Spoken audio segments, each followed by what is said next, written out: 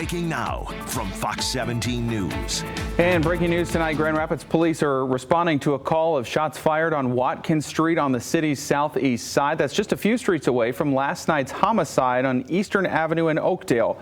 This is a live look at the scene tonight on Watkins. You can see the police officers' crime scene tape up there. The officers tell us that a victim is a 23-year-old man who was inside a home when a suspect fired into the house. That victim is said to be in critical condition with life-threatening injuries.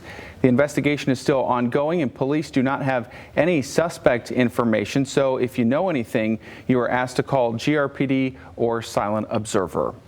A West Michigan clerk's office received an unusual mail delivery on Thursday. 2 ballots from Orange County, California somehow ended up here in Cascade Township. The clerk says they were blank ballots, seemingly headed to the voter. She says it's more of a post office error and not the clerk's office, and wants people to know things like this should not discourage you from voting by mail. These kinds of things happen. You know, how many times have you gotten the wrong envelope in the mail? Like, it's addressed to somebody else and you're like, okay, what do I do with this? It's either junk mail or you forward it on to them. So she did hear from Orange County, California today. Those ballots were supposed to be sent here, likely to students in Grand Rapids, but because their Michigan addresses were underneath the California stickers, that was not seen. With Election Day just around the corner, many people are now looking to make sure that their votes count. But for some people of color, voting has not always been the best avenue to have their voice heard. Sean Gallagher has that story. In talking to voters of color, we've heard complaints about an indifference towards voting, essentially feeling like their vote won't matter. But some groups are trying to change that narrative, helping black voters feel empowered that their vote could change an election. I don't really feel like my vote would count. Raven Ewing lives in Milwaukee. She does plan on voting, but as a black woman, she feels like she's not being heard. I think our culture don't vote enough. So it's just going to take just more of me as a black woman. We're going to need a lot of more other black people to vote.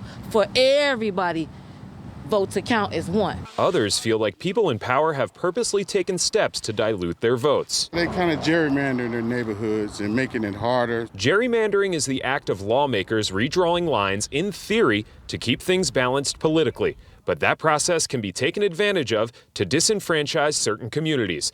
Take this for an example. Let's say this box represents a voting ward in the city. If the purple boxes represent African Americans and the gray boxes white people, African Americans would outweigh white people 60-40.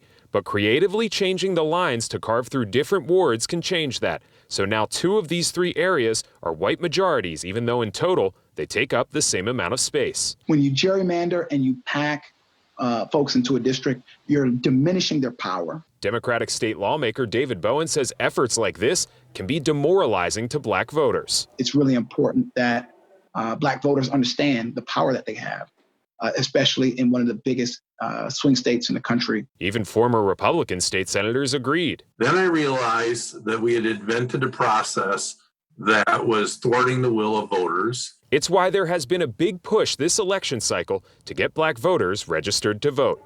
We have to know how to galvanize politically like everybody else does. It is effective. You're a citizen. That's what you must do. You must speak up for your tax dollars and for the way things are ran. And that was Sean Gallagher reporting for us in Milwaukee. The deadline to register to vote online and by mail in Michigan is Monday, October 19th, but you have until Election Day to register in person.